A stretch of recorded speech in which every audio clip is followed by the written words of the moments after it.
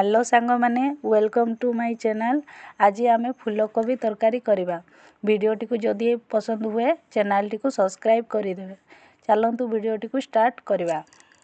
प्रथमे आलू आउ फूलकोबी को मु फ्राए करी नेछि। सेई वीडियोटी को मु शूट करि पारली नाही। एथिरे जहाँ जहाँ जिनस लागिबो तार लिस्ट टी को आपण मानकु वीडियो को पॉज करी स्क्रीन रे देखि नेबे। प्रथमे अदा रसुण प्याज पेस्ट को कढ़ी रे तेल दे भाजिबा। स्वाद अनुसार लूण देदेबा। लूण देला परे भल भावरे भाजी गैस रो फ्लेम मीडियम लो रे रखिबे, नहेले मसला पड़ी जीवो। सेथिरे टिके लंका पाउडर एवं कलर मिसेई पकाइबा। ए सब को भल भावरे गोळेई देबा। देखंतु आम मसलाटा भल भावरे भाजी होई गलानी। सेथिरे आउ टिके तेल देई देबा।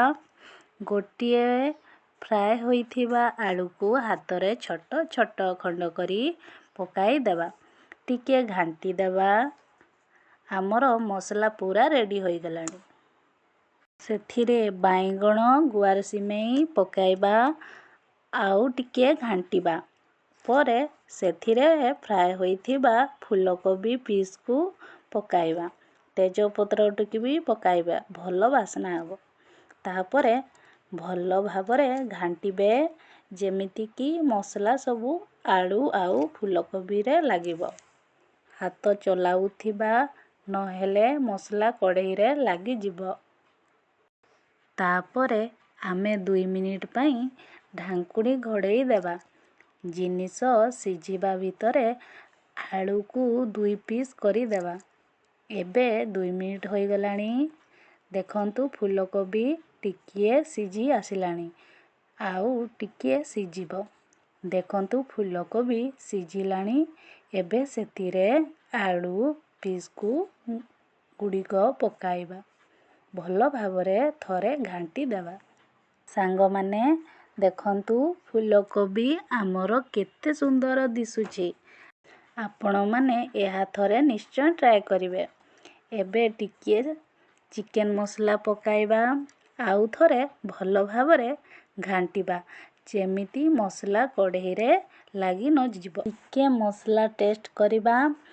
जदि लूण लागी न थिले आउ थरे पकाइबे। जदि टिके अधिक राग खाउथिबे ताहेले लंका गुंड किंबा कंचा लंका भी पकाई पारिबे। मोर फूलकोबी मसला पूरा रेडी होई गलानी। आलू भी सिझिलानी। किंतु मोर टिके झोल पसंद, तेणु एथिरे गोटिए कप गरम पानी पकाई देबी। गरम पानी देले टिके भल हुए। तापरे ताकू किछि समय फुटिबा पई छाड़ी देबा। देखंतु केमिति फुटुची। तापरे सेथिरे टमाटर को छोट छोट पीस करी पकाइबा। आउ टिके गड़ेई देबा। देखंतु आम तरकारी रेडी होई गलानी। भल वासना भी होउची। एबे सेतिरे किछि धनिया पत्र भी पकाई पारिबे।